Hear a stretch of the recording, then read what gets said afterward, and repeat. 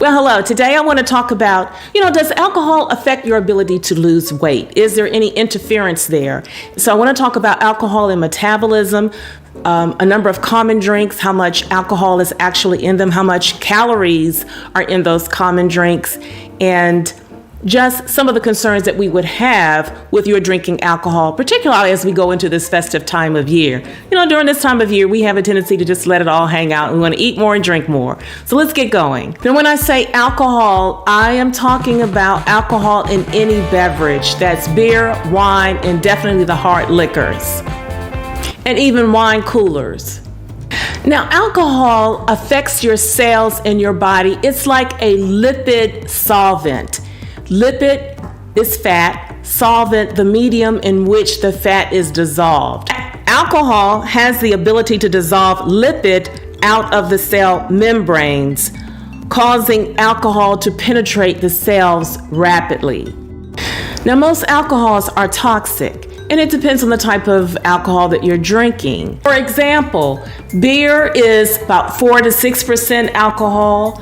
Wine is 8 to 14% alcohol, and then the hard liquor. So if we say 100 proof, that means that there's 50% alcohol in it. If we say 80 proof, it's 80 proof. That means it's 40% alcohol in it. So it would depend on what you're drinking that would say the level of toxicity.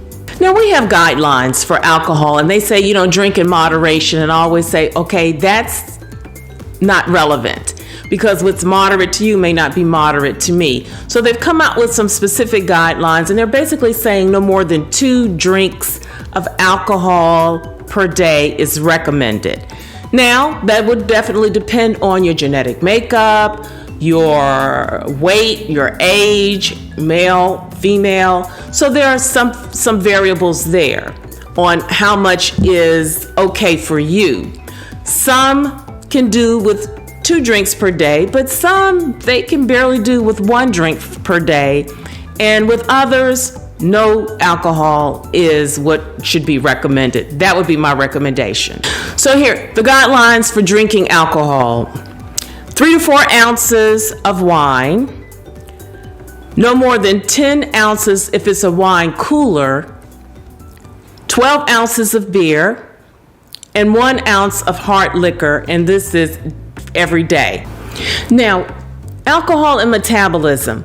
When you drink alcohol, it is metabolized different than your other nutrients. For example, the body seems to go toward favoring the alcohol and metabolizing the alcohol first.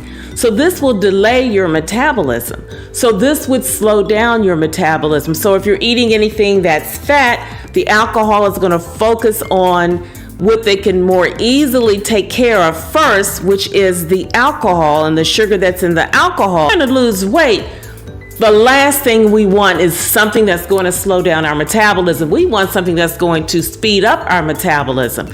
And that's why we want to exercise, because the more muscles we build, because we exercise, we strengthen those muscles, it's going to increase our metabolism. So even when we're asleep, our metabolism is working in our behalf. Or if we're going to do lifting weights, again, you're going to increase your muscle mass, and by increasing your muscle mass, it's going to rev up that metabolism. So we definitely don't want anything that's going to do the opposite. So we want to talk about now digestion and metabolism of the alcohol. And alcohol is metabolized differently than it is for your other nutrients. Food takes time to digest, but alcohol doesn't take a lot of time to digest. It's purely sugar. And it goes to your brain within a minute, and it gives you that feeling of euphoria, and that's the feeling that we crave. We want that euphoria. We're going through things. We're going through difficulties. We're going through financial difficulties. We are going through a bad relationship. We are going through a process of a divorce from someone we don't want to be divorced to and divorced from, and we are having some serious health issues that we have to contend with. So we have all of these burdens. Yes, to reach for something that's going to make us feel euphoric, that's going to make us feel wonderful, is what we crave.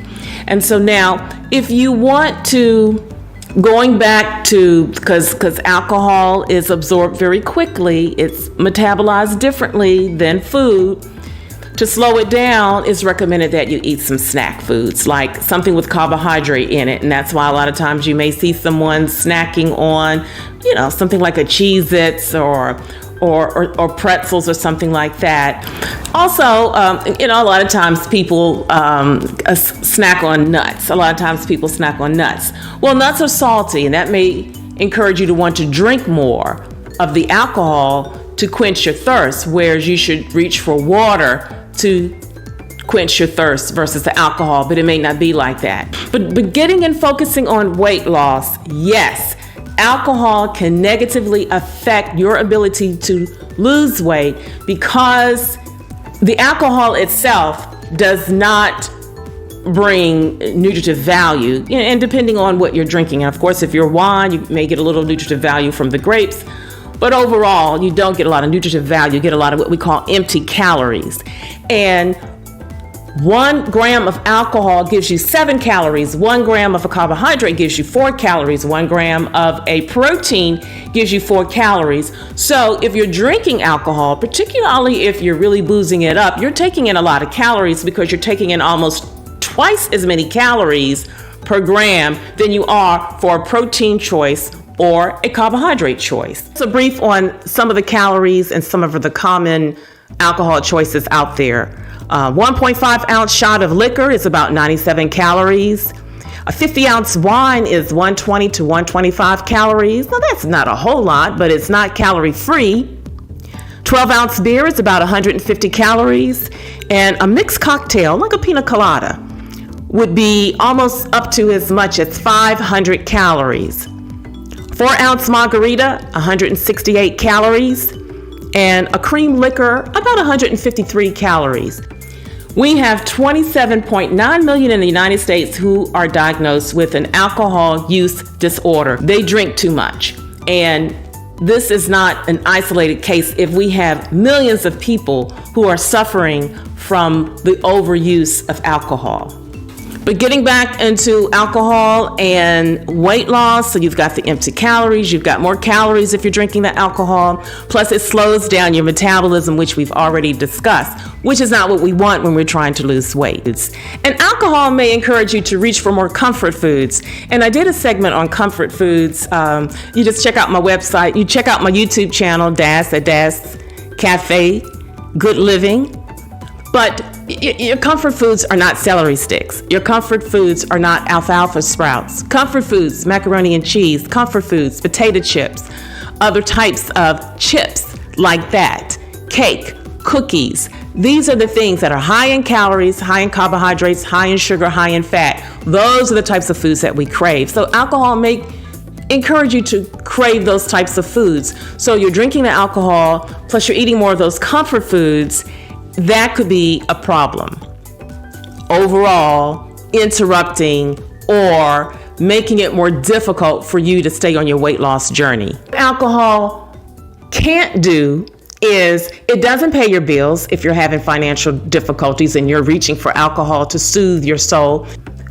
If you're reaching for alcohol so that you can feel good, it doesn't help with a bad relationship. It doesn't mend a broken heart. It doesn't stop your divorce process. Alcohol does not do that. Alcohol, if you're one of the who have lost a loved one and then you're going through the holiday season without that precious loved one, alcohol does not bring them from the cemetery.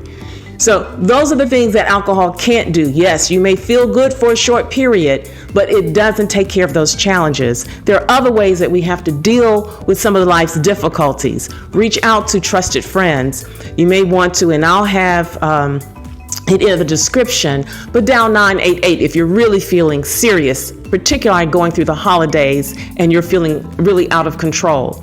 Dial that so that you can get to talk to a trained counselor to help you with coping, because we all are going to have stress. Stress is a part of life, and these negative things impact us all the time. But there is hope. We can reach out and get beyond them and look for the better things that there are to look at. And I want to leave this passage with you. Please listen, and I will read.